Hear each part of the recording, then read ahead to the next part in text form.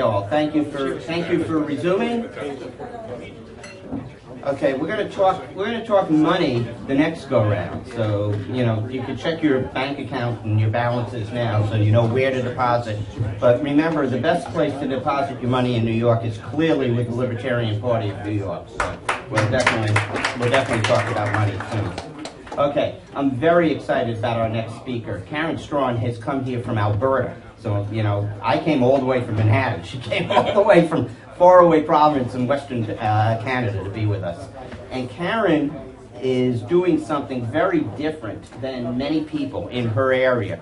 She's in an area particularly with discussing issues about radical feminism and gender politics. And as we all know, that's an area that's been co-opted by the left almost exclusively. And when the right-wingers talk about it, it's all, oh, well, you know, they belong in the house, you know, making babies or whatever. So, you know, that gets us nowhere either. But Karen is in a particularly wonderful niche. She's talking about gender politics from a pro-freedom point of view. And that is really a wonderful thing to do. So I'm looking forward, and I'm sure we all are, to hearing from Karen Straughan. Thank you.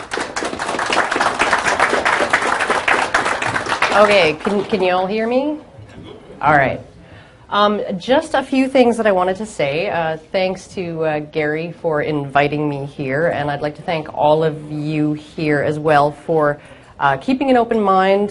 Some of the things that I'm going to talk about might seem a little bit crazy, might seem a little offensive even, but You're in the right place. There you go. If you hear me out, you might get your back up a little at first, but if you hear me out through the whole thing, I'm hoping to present a different point of view, a different angle for all of you to be able to look at gendered issues, in particular ideological feminism and the influence that it has had on public policy and the legal system, especially in the areas of family law and domestic violence law.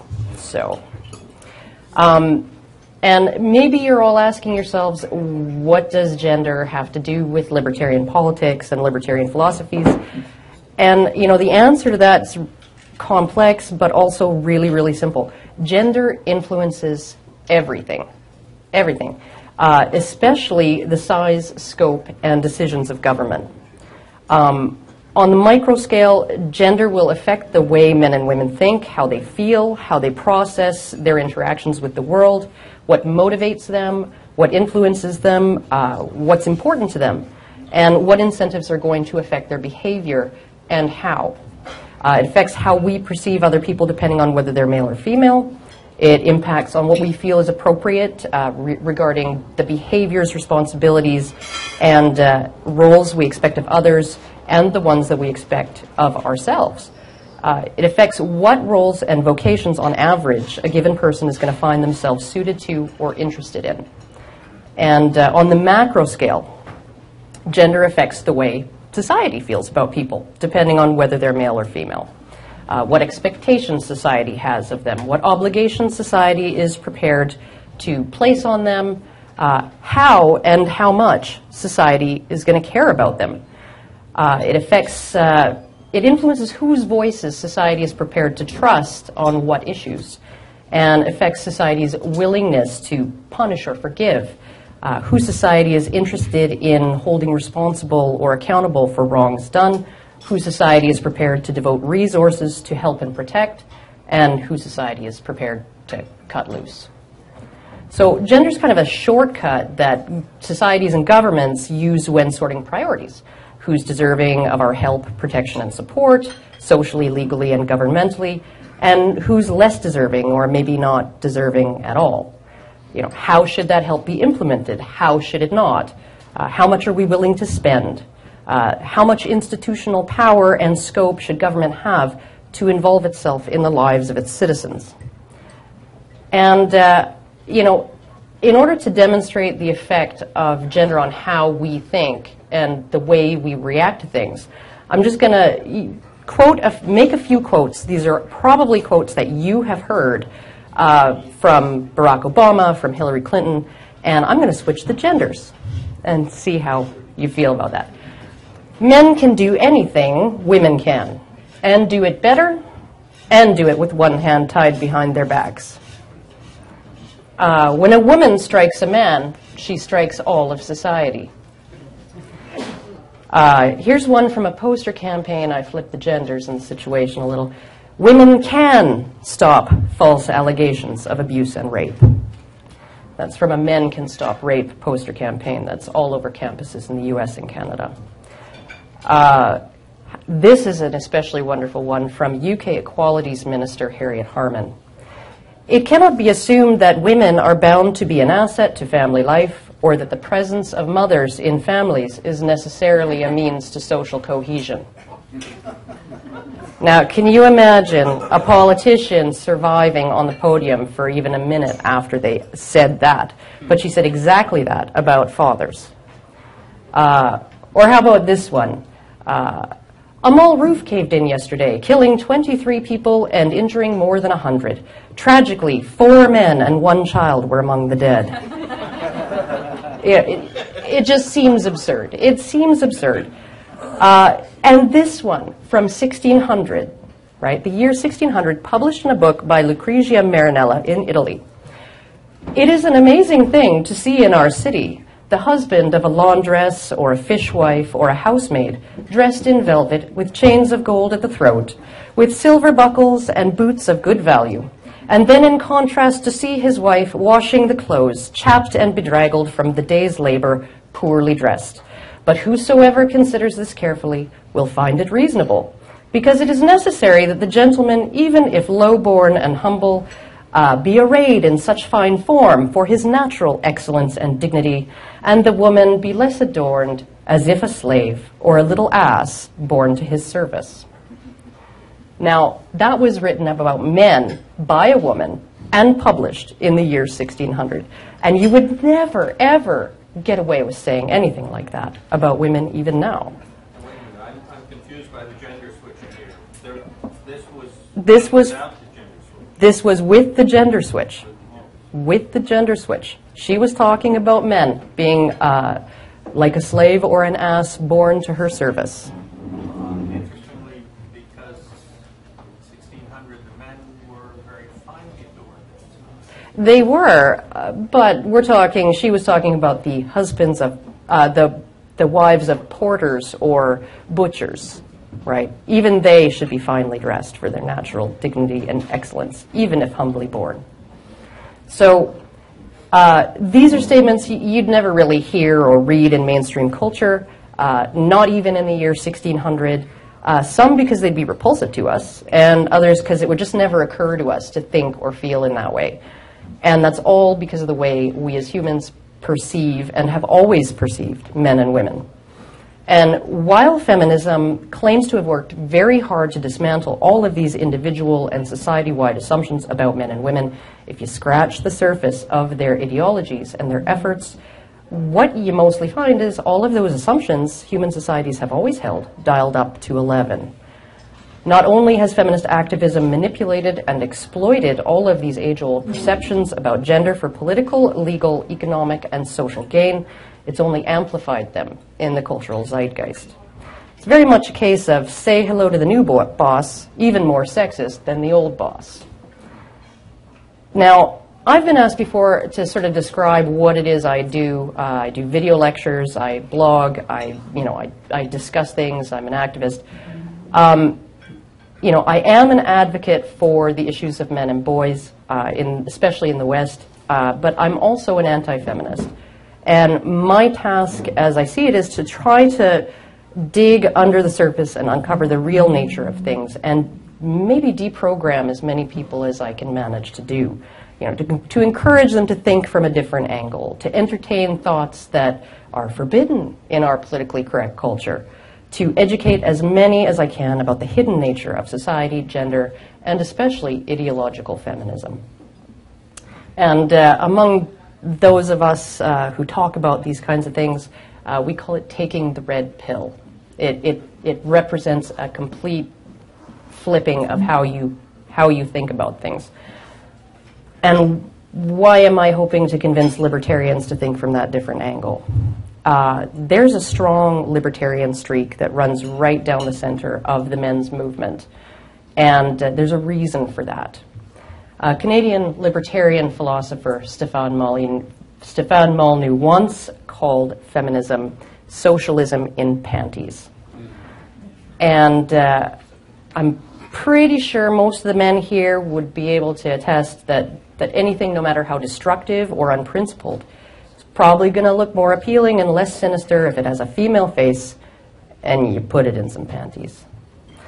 So I'm not going to bore you with like a really detailed history of the marriage of feminism and Marxism.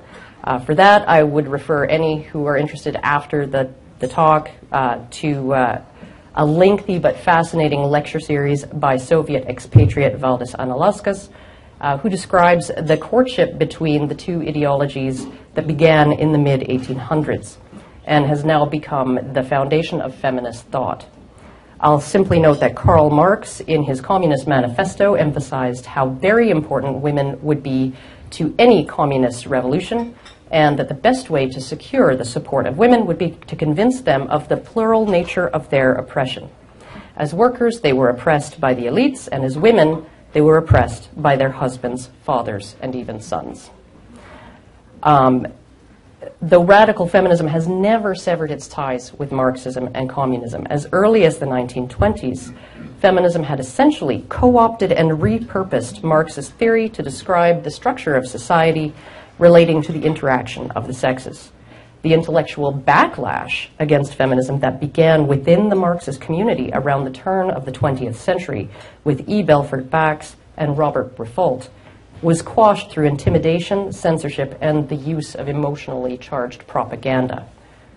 By the 1960s, when the Western world's love affair with communism had begun to fizzle, communism's red-headed stepdaughter, feminism, was only growing in popularity. The sexier, less threatening, more benign-seeming Trojan mare upon which Marxists had relied to sneak their ideology past the gates of the Western world had outgrown its helpmeet role and taken on a life of its own. By this era, a discrete and quintessentially Marxist theoretical model of gender had become entrenched in the intellectual sphere, a model based on class conflict theory and postmodern discourse. While communist thought was confined to a small pocket of what the mainstream mostly thought of as misguided weirdos, feminist thought, slapped together from the exact same bricks and mortar, became not only fashionable, but had spawned its own branch of academia, sponsored and enabled by unwitting democratic governments across the West. While historical views on the sexes had maintained that men and women were distinctly different but complementary partners, role mates, as Dr. Warren Farrell has described them, this new feminist model cast all aspects of society as oppressive and exploitive systems wherein men embodied the bourgeoisie and women the proletariat. Most of this model, the patriarchy, and its sub-theories are little more than post hoc rationalizations based on emotional reasoning, easily swallowed by the well-meaning public because of the evidence that stands out most starkly to us, given our natural, evolved views of gender. Humans have always been more emotionally reactive to the harms, injuries, injustices, complaints, and perils that affect women, and more likely to see women as nurturing, benign, kind, well-meaning, and deserving of protection. We have always been more likely to see men as strong, sturdy, capable of self-sufficiency, potent, and potentially threatening. And those perceptions inform our reactions when men suffer harms, injuries, injustices, and dangers, and when they dare to complain about them. Because of these innate perceptions, when feminists pointed up toward the top of society and showed us mostly men, we didn't bother to direct our attention down to the bottom of society so we could see the mostly men there as well. We all saw a glass ceiling, but not a glass cellar, and allowed feminists to convince us that all aspects of society, the formalized and the informal, were male-dominated and male-controlled, and that women as a class were utterly powerless and subjugated under this system. Marriage was redefined under this model, from a partnership where both parties contributed and benefited to a form of sexual slavery and unpaid drudgery for women, where wives were subjugated and exploited for their husbands' express benefit. Under second wave feminism, family was reinterpreted as an institution based on exploitation instead of all members working together for the benefit and shared success of all members. Women were recast as powerless subordinates, providing unreciprocated labor toward the raising of his children and the keeping of his house, labor that freed husbands to pursue economic and social power outside the home. It didn't matter that most men had little more access to economic and social power than most women, or that what power men achieved, they were expected to share equitably with their families. Feminists were too busy pointing upward at the congressmen, bank managers, and CEOs and crying injustice to show us the taxi drivers, garbage men, plumbers, loggers, fishermen, miners, construction workers, factory laborers, field workers, roughnecks, and janitors. They envied the power of generals and statesmen, but spared no thought for the thousands of young foot soldiers dead in trenches. They were jealous of the self-determination that made an industrialist rich beyond dreaming, but when that same self-determination produced a different outcome for the mostly male population of tramps, beggars, and hobos, it was invisible to them. They focused solely on the men above them and did not even notice the men below. The 23-cent average apples to oranges annual wage gap is still in their minds the height of sexist injustice, but the 94% workplace death gap, well, who cares? Traditional ways of providing for and protecting women that were necessary in the pre-industrial past were reinterpreted by feminism as male oppressors keeping women down all through history for men's benefit. Domestic violence, a social problem that has always been gender symmetrical, became synonymous with violence against women. A husband's historical right to conjugal relations was redefined as marital rape, while a wife's identical right, one that for centuries, if denied, was legal grounds for divorce and could even get a man excommunicated from his church, well, that part of history was erased from modern scholarship, even as it is upheld and reinforced by feminist activism.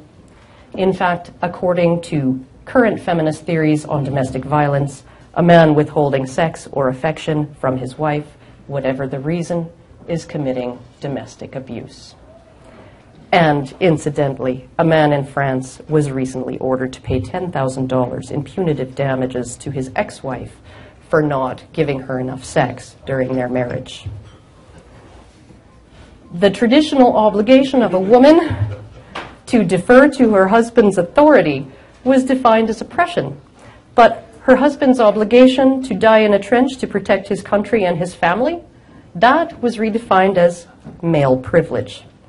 And when enough people protested the hubris of that assertion, it became patriarchy hurts men too. Under the patriarchy, all men are privileged by their maleness, and all women oppressed by their femaleness. And if men are, as a class, the privileged bourgeoisie, if men hold collective power over society, then all men are culpable for the oppression and exploitation of all members of the female proletariat. This is collectivism at its finest. And any discrimination a man might face in society is just his own privilege backfiring on him. According to radical feminists, the drastic technological and economic changes that occurred during the last century or more, medical advances that virtually eliminated deaths in childbirth, drastically decreased infant and child mortality rates, changes that rendered the workplace as safe and comfortable as your living room, safe and reliable birth control, industrialization, automation, prosperity, plenty, and an unprecedented level of personal, individual physical safety. None of this had anything to do with the gains women have made. Even prior to these changes, they said, during a history in which a woman might spend half her adult life pregnant or nursing children, where most labor was backbreaking, dangerous, and simply beyond the physical capabilities of women, where life was often brutal and brief, and where men bore a legally enforceable obligation to provide for the material needs of all family members, The fact that men bore economic authority along with all the economic burdens of a family was a system specifically designed to disempower women. According to radical feminists, your grandfathers and great-grandfathers were rapists and slave owners who exploited, subjugated, and violated the women who were nearest and dearest to them, their own wives, mothers, sisters, and daughters. According to radical feminists, every atrocity ever committed throughout all of history can be laid at the door of normal masculinity. Every male-generated advance, however, calculus, alternating current, the telegraph, the transistor, radio, penicillin, the number system, hydroelectricity, microwaves, fiberglass, the theory of relativity, the periodic table, trigonometry, insulin, canned foods, vaccines, fire retardant, Teflon, wireless communications, the microchip, the birth control pill, and even tampons. All of that is a result of men intentionally holding women back, keeping women down, refusing to allow women to achieve, and thereby hogging all the power and glory. You see how all that works. All the evils of history, committed mostly by men, are evidence of men's oppressive natures. And all the advances of civilization, because they have been generated almost exclusively by men, are equally evidence of men's oppressive natures. Even the exceptional and wonderful things men have given us that benefit us all, they are not evidence that men embody anything good. In fact, they demonstrate the opposite. They are evidence that the old boys club modern feminists complain about today dates all the way back to the Pleistocene, when women would have eagerly hunted mastodon with babies strapped to their breasts and carved back a jungle filled with leopards and bears if only men had not enslaved them and thereby deprived them of an opportunity to do so. This is what they believe. This is what ideological feminism is, not coffee shop feminism, not the movement for political, social, and economic equality for women, but the belief system of ideological feminism. It describes women's experience through history as identical to the experience of blacks under slavery. You know, actual oppression. To clarify, what were the upsides to being black in America during slavery? Can anyone here name a single white slave owner who ever died to save the lives of his black slaves? Whoever gave up a space in a lifeboat to his black slave and chose himself to go down with a ship? Whoever stood with a rifle between his black slaves and an enemy to defend their lives rather than his right to own them? Can anyone even imagine a white slave owner working 16 hours in a field without sunscreen or bug spray, while his black slave stayed inside most of the day, kept his house tidy, fed his children, and then came home and shared the fruits of his labors with his black slave? Did a black woman who was the sexual partner of a white slave owner have any expectation of respect, lifelong provision, protection, or shelter, or of sharing the benefits of his quality of life and his social status? Or was she just an object of the moment, free to be used and cast aside at will? Did a black man who was obligated to obey his owner's wife have any legal right or recourse when she pointed a finger and claimed he raped her? Or was he swinging from a tree within hours? Can anyone imagine a reality where a white slave owner would perform physically grueling or dangerous work because his black slave was incapable of it? Or would he simply set more slaves to the task, or work his slave to death, or discard his used-up slave and buy a better one? If women were truly oppressed by men, would they have been spared the most onerous and dangerous work because they were less physically capable of it? Or would men have simply assigned more women to the task? Can anyone here name a single black person, man or woman, who rose to state-sanctioned power during slavery? Off the top of my head, I can name a whole bunch of women who have been heads of state going as far back as ancient Egypt. The greatest and most notable leaders emerging from Jim Crow America and apartheid South Africa rose to influence by opposing the government, not rising within it, because they had no avenue to power within a system that really oppressed them. Slavery and oppression are defined as obligation and disadvantage without compensatory benefit. Does anyone here think women, who were a tiny minority 0.1% among the 10 million soldiers who died during World War I derived no benefit from the traditional system. One of the few ways, in fact, a man could duck conscription was to be married. A man could avoid mandatory military service if his wife would be inconvenienced by it. And yet this system existed to benefit men at the expense of women. A system of top-down oppression, according to feminists, that is no different from the experience of blacks under slavery.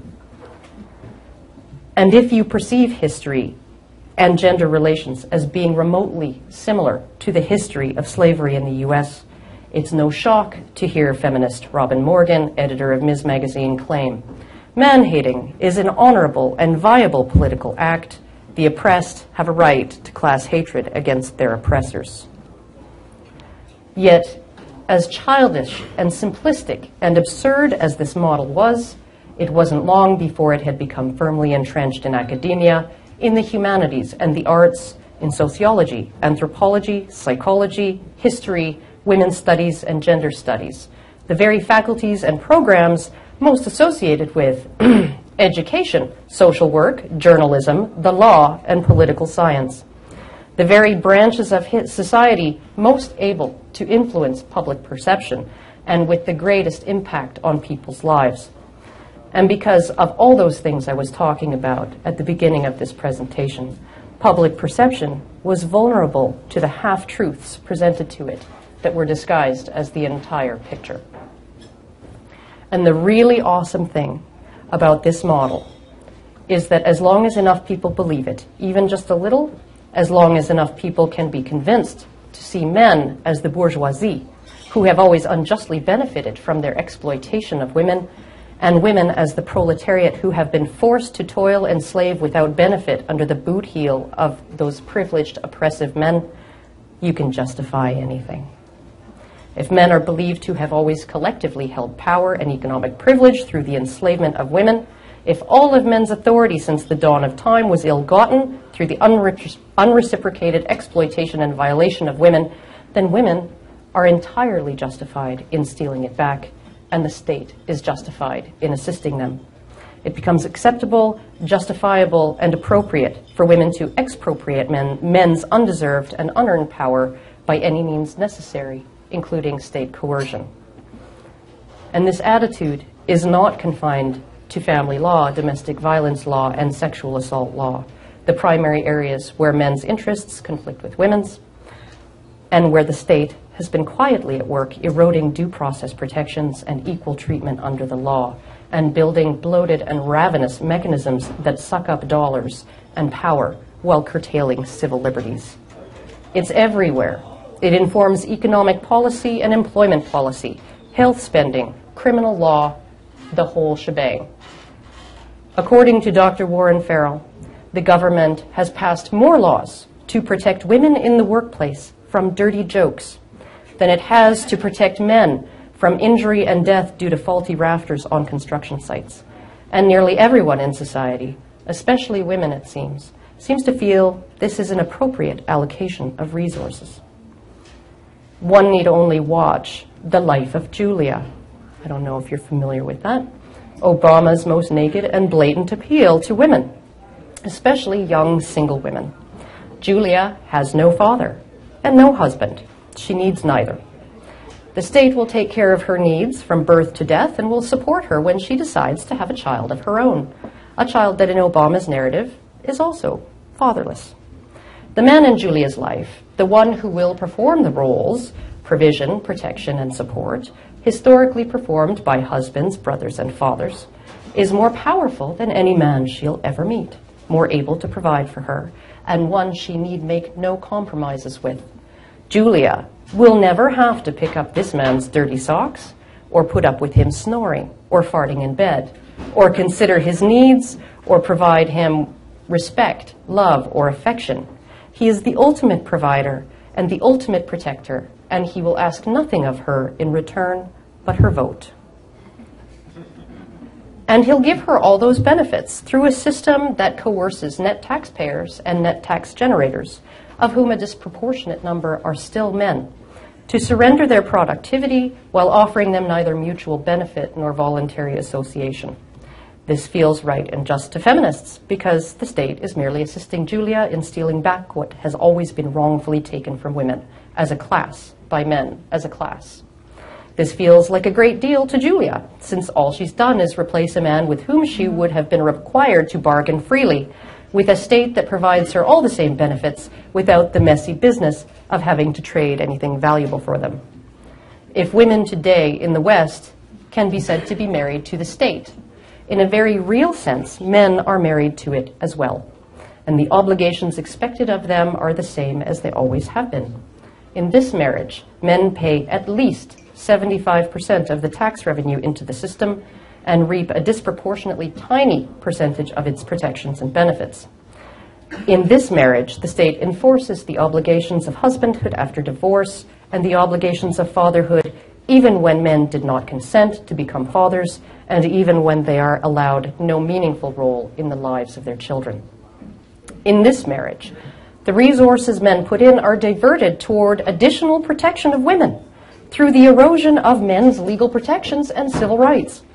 In this marriage, men are expected to pay for a system that not only does not serve them when they need it, that not only offers little back to them, that has not only made a mockery of due process protections for them, but one that has even handicapped their ability to perform their obligations by favoring women in the prioritization of education and employment, and by facilitating the removal of fathers from the lives of their children. The state is essentially forcing men to finance a system that disenfranchises them. And the state is essentially paying women to disenfranchise men and handicap their own children. Social responsibility is enforced on men through penalty of imprisonment, while for women, social irresponsibility means a check in the mail every month. A lot of people have wondered aloud why there aren't more female libertarians. I think one of the reasons might lie in a lack of incentive.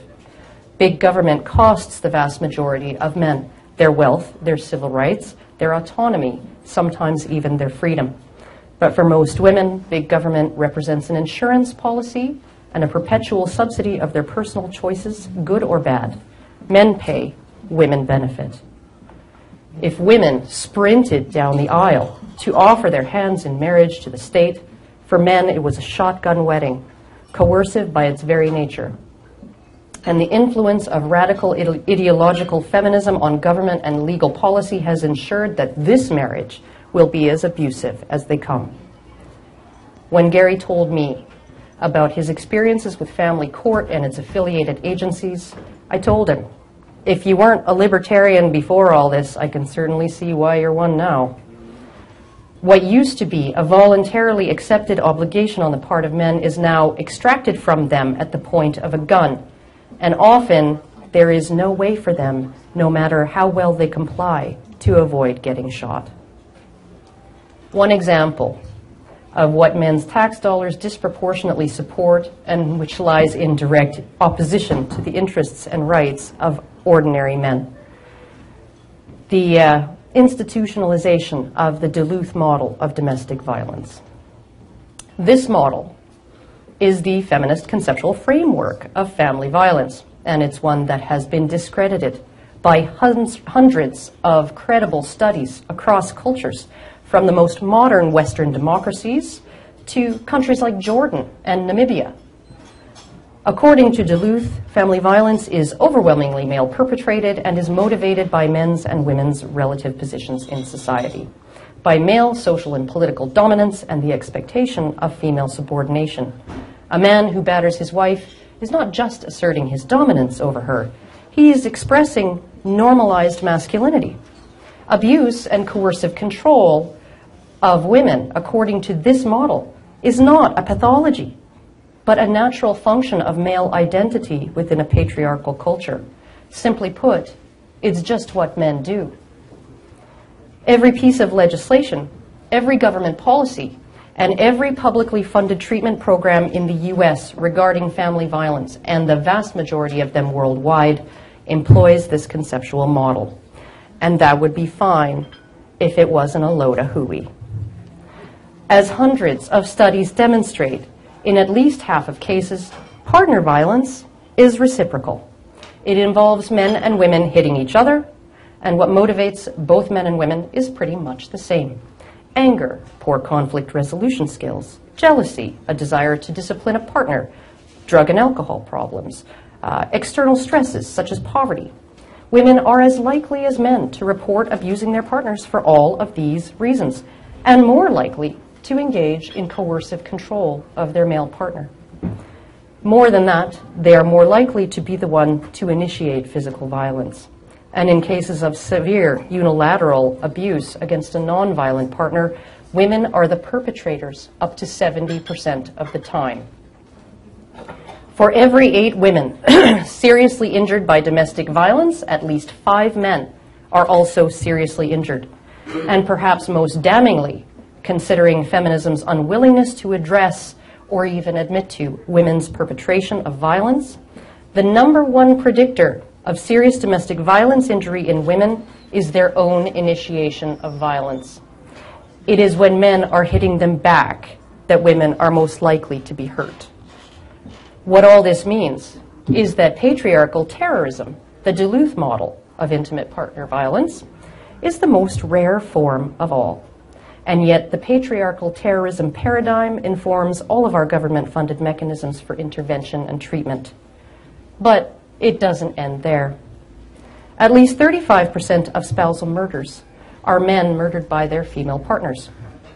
I say at least because if a woman engages a hitman, boyfriend, or some other party to assist her in murdering her male partner, it's classified statistically not as a spousal homicide, but as a multiple perpetrator homicide. Because of this, there is no way to know how many men are killed by their female partners each year. More than this, women are the most likely demographic to perpetrate child abuse and neglect, even controlling for the greater time women spend with their children. And the majority of young children murdered are murdered by their mothers. Biological fathers are, in contrast, the least likely demographic to abuse or kill their own children, less likely than both biological mothers and stepfathers. Statistically, the environment in which a woman is most safe from violence is in a stable marriage. And the environment in which children are the most safe from violence is one in which their parents raise them within a stable family. Yet our entire system of family law and our entire response to domestic violence, from the Violence Against Women Act to local police department policies, is designed to encourage and facilitate family breakup, to favor sole maternal custody arrangements, and to protect children from the very people least likely to abuse them. Mandatory arrest policies, coupled with predominant aggressor policies based on the Duluth model, ensure that, 1, somebody's going to get arrested in any domestic violence incident, and 2, regardless of who was assaulting whom, the person arrested will almost always be the larger, stronger male partner, even if he didn't touch her. A judge in Florida recently estimated that 80% of all temporary restraining orders granted in the context of divorce or child custody cases requested almost entirely by women are either fraudulent or unfounded. Divorce lawyers have called false allegations of domestic and violence and child abuse and the abuse of temporary restraining orders merely part of the gamesmanship of divorce, a method. 80% was the estimate. Part of the gamesmanship of divorce, a method by which a wife can secure automatic custody of both the children and the marital home and leave an ex-partner scrambling to defend himself, often without access to necessary documents or even a change of clothes. The average length of time it takes for a woman to obtain a temporary restraining order in an ex parte hearing is under 3 minutes. She need provide no evidence of prior abuse. All she has to tell the judge is that she feels afraid of her husband. The first any man might know that such an order has been issued is when the police arrive to remove him from his home. The advantages to a woman of abusing the system are many and myriad, and the disadvantages virtually nil. By the time a man has cleared his name, the children are often completely alienated from him. Family court judges will go so far as to admit that a mother has abused her own children through her abusive process, but will hesitate to penalize her in any way. She will almost certainly retain custody because it would harm the children to place them in the care of someone they have been taught to fear and hate. Because she retains custody, if she's prosecuted, the children will suffer. If she's forced to pay damages, the children will suffer. If she's financially penalized in the settlement, the children will suffer. In extreme cases, judges have completely and permanently stripped a man's rights to his children, explaining that the mother's persistent combativeness and repeated false allegations and abusive process had made it so that upholding that man's parental rights would only subject the children to more of their mother's abuse. And while not every woman, thank goodness, is going to take advantage of a system specifically weaponized for her use, the ex-wife of a friend of mine did mention to him recently that she was proud she'd never availed herself of any of these measures during their divorce, despite 3 court-appointed officials encouraging her to make a false claim of domestic violence and thereby gain the upper hand in their divorce process. Feminist models of gender and domestic violence have institutionalized the assumption that all men are batterers or potential batterers, that dominating, controlling, and abusing their female partners and their children is just part of what it means to be a man. They've institutionalized an assumption of non-culpability on the part of women even when they are openly abusing their husbands, ex-husbands, and children, and even when they abuse the court system in order to do it. In 85% of divorce cases in the U.S., mothers receive primary physical custody. The remaining 15% represent sole paternal and shared physical custody arrangements. The average cost to a man in a contested custody battle in the U.S. is over $200,000. It can take up to 6 years of expensive court battles for a man to secure even regular access or shared custody, let alone primary physical custody. He may be required to pay his ex-partner's legal bills in addition to his own, pay for court-ordered assessments and services required for his case, and through the battle, he will also be required to pay maintenance to his ex-partner in the form of alimony and/or child support, and in some cases, even pay the fees of the third party required for supervised visitation with his children. Is it any wonder that in the year immediately following a family breakup, men are 11 times more likely to commit suicide than women are? According to the Michigan chapter of the National Organization of Women, fathers' rights groups are an abuser's lobby, and the official stance of the chapter is to oppose any and all reforms that would normalize equal or near equal shared custody after divorce if neither parent is unfit. They oppose these measures in part because they say it would put women and children in danger from abusive and controlling former spouses, and in part because it would have unintended negative impacts on child support awards. This despite the oft-stated feminist claim that cultural assumptions that women are automatically better caregivers are sexist against women, and despite the fact that the environment in which a child is at the highest risk of suffering abuse is in the care of a single mother.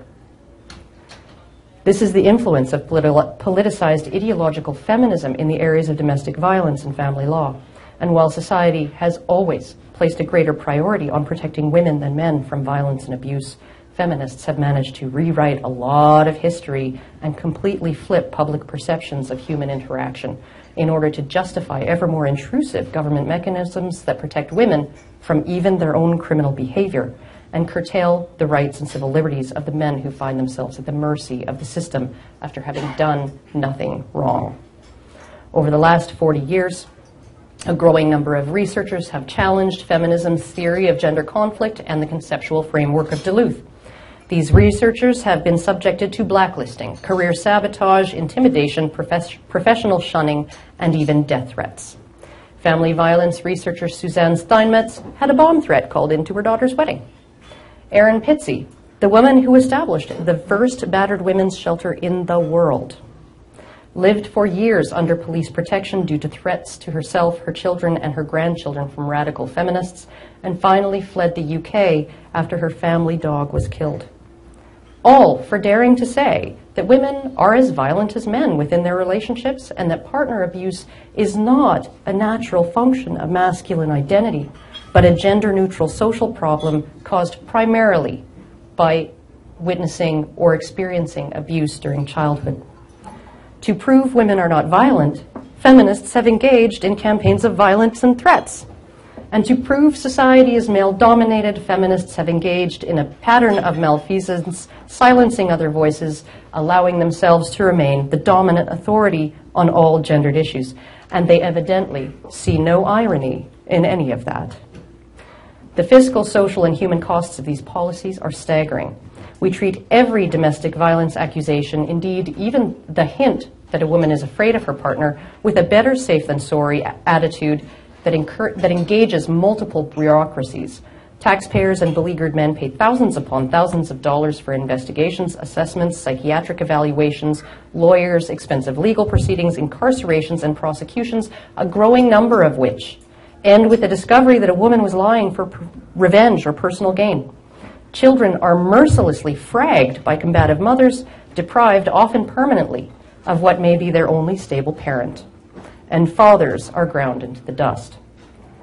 Intervention programs run by government-funded agencies apply a single ideologically tainted treatment to a multifaceted problem, curing citizens of diseases they don't have while allowing their actual problems to fester. Cumbersome legal procedures, no-drop policies, predominant aggressor policies, institutional, legal, and informal biases all contribute to a bill that is increasingly impossible for taxpayers to afford and that is handicapping the ability of children, future taxpayers who will be stuck with the growing mass of red ink to shoulder that debt. Fatherless children, an epidemic of whom we are creating with these policies, are more prone to a whole host of social maladies. They are at 2 to 10 times the risk of being physically or sexually abused, becoming teenage parents, dropping out of school, being behaviorally disordered, becoming involved in gangs, being addicted to drugs or alcohol, being expelled from school, committing suicide, not going to college, committing crimes, being incarcerated, requiring welfare or food stamps, contracting sexually transmitted diseases, and being victims of violence. In fact, fun fact, if you control for fatherlessness, the race disparity among U.S. prisoners incarcerated disappears. This is a problem of snowballing costs that will only worsen with each generation as government gets more bloated and top-heavy while simultaneously crippling the ability of future generations to support it.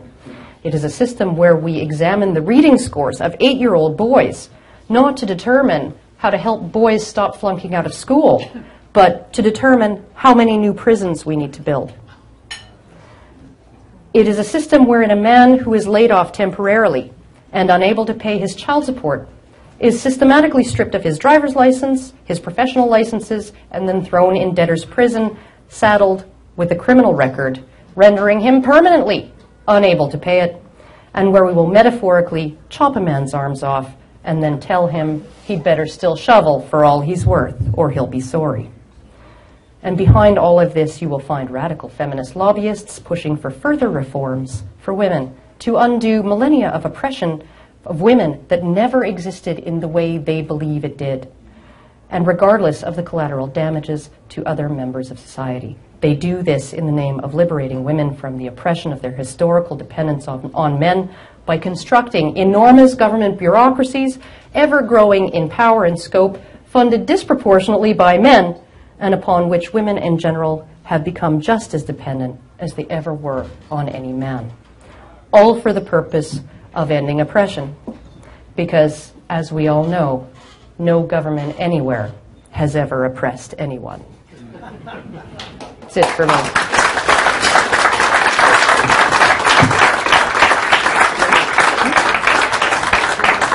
I'm done? No. This was, this was superb. Thank you. Thank you so much. You're welcome. Okay, we have time for a few questions, so absolutely. Shoot them at it. Go ahead. Do not oppress. A retired judge I know was at a judicial convention in New York, and he asked a woman giving a feminist presentation, would you consider it justified in order to give the woman a tactical advantage to fabricate an incidence of violence? And she simply admitted yes. Oh, yeah. And he thought, well, that should be enough for these judges to know that. Oh, yeah. No, I think the entire system is aware.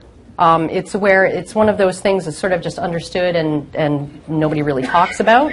Also, the human species isn't alone in the tendency of women to aggress first because they tend to be smaller and they can hit with less damage. Yeah, well, I mean, you look at it, and yeah, men tend to do more damage. One of the interesting facts is that for both men and women, the more serious injuries tend to happen when they're both hitting each other, right? Also, these things do get turned around because once these mechanisms are in place, I know a woman who went on disability, couldn't support herself, wound up living with her parents, and the husband then sued for child support. She spent 30 days in jail. It's the law of unintended consequences. One of the provisions in the Violence Against Women Act about immigration is now biting more women in the behind as far as them getting married to foreign nationals, bringing them here.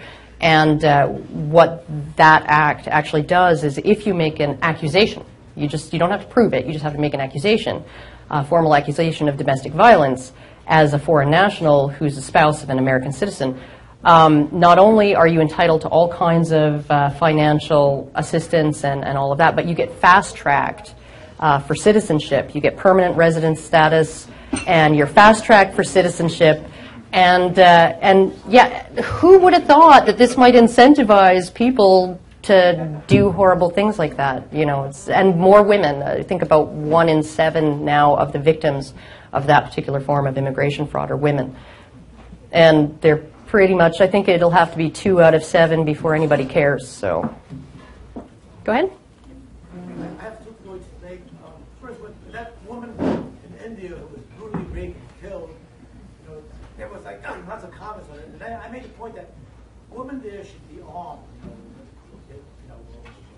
I don't have a clue what he's saying. Especially wasn't the great equalizer. Yeah. Armed society, the high society. Some people agree, but I've excoriated saying that we spread more violence. The woman cannot get out of her person time. It's being a waste, they said. And the question is, what do these radical feminists think about arming women to protect themselves from these horrible, brutal rapists? They don't really talk too much about, like, what seems to be the repeating pattern is that they hate the patriarchy, but they want the police to protect them, and they want the court system to punish people who harm women, and they hate the system, but they want to use it in every way possible, and they're supposedly for individual empowerment, but, women shouldn't have to do anything to protect themselves. So, I mean, it doesn't make any sense. Second point I want to make is, when you describe this, how women abuse divorces and the domestic violence things, that immense courses, bureaucracy, and that stuff. What would happen if gay marriage becomes legal to run land? I mean, you could exponentially increase this situation. There's a lot of talk in the men's movement because one of the things most people really don't know is that levels of violence among lesbian couples are actually higher than among heterosexual couples. And I was actually at the National Organization of Women conference last year, and they had a lesbian speaker talking about the Violence Against Women Act, and she was saying, well, we need to ungender the language in the act because it does not serve my community. The idea of a male perpetrator is not going to serve a lesbian couple, and the idea of a female victim is not going to serve a gay couple. And so we need to sort of try and undo all of this assumption of it being sexually directional in the wording of the act so that we can get these people the help they need. But it was like this stone cold, icy silence in the room, right? And then she says, "Oh, but of course, domestic violence is a gendered problem." She just kind of added, and then the applause starts, right? It boggles the mind. So yeah, I do think that maybe there will be a fair template once gay marriage is illegal, once same-sex marriage is illegal, a fair template for breaking up marriages and for the divorce process and all of that. Maybe. Go ahead. You have a website in our flyer, or you have a website? I have a YouTube channel and I have a blog, and I'm soon to have a website under construction at the moment. Could you send me a copy of that talk? Well, here's what we'll do. We'll put that up. I'll spread it around. Yeah. The easiest probably will be for Karen to get the info to Gary. Yeah. And then I will blast. I don't know if anybody in this room has ever received an email That from talk me on before, it. but I will blast it around to my usual 24 lists. Okay. And Dr. Silberger will get at least 5 copies, I promise. We have time for a couple more. Okay. Go right ahead. You in the back? Yeah, there was, and I wish I could remember her name, but there's one woman who did research, and she wrote Who Stole Feminism? And it was because Christina Hoff Sommers. That's it, Christina Hoff Sommers. And one of the things that she found is one of the problems is that when there were a lot of women who were wondering what the heck happened when they've had sons but not daughters, and they're fighting the school system. And so that was one of the things that was found there. And she was, when she approached this, she found that these women were if they're looking out for their son, then the bias against boys in the school system. It's so clear, yeah. I mean, you even look at I think it was the New York Times just last week, a feminist named Judith Grossman wrote an article about her son, his experience with an accusation. She couldn't come out and say it was a false accusation because there's really no way to know or to prove that. But her son in college, at a liberal arts college, had been accused of sexual misconduct by his ex-girlfriend, and this incident that she was accusing him of had apparently happened 2.5 years prior to the accusation being made. And the way Title IX works now, there was a Dear Colleague letter that came down from the Office of Equal Rights or Civil Rights or whatever, OCR in the Department of Education, that all universities now in sexual misconduct cases are to use the preponderance of the evidence standard. And rather than the beyond a reasonable doubt, rather than even clear and convincing, they want 50.01% sure that it probably happened, then yeah, he's expelled.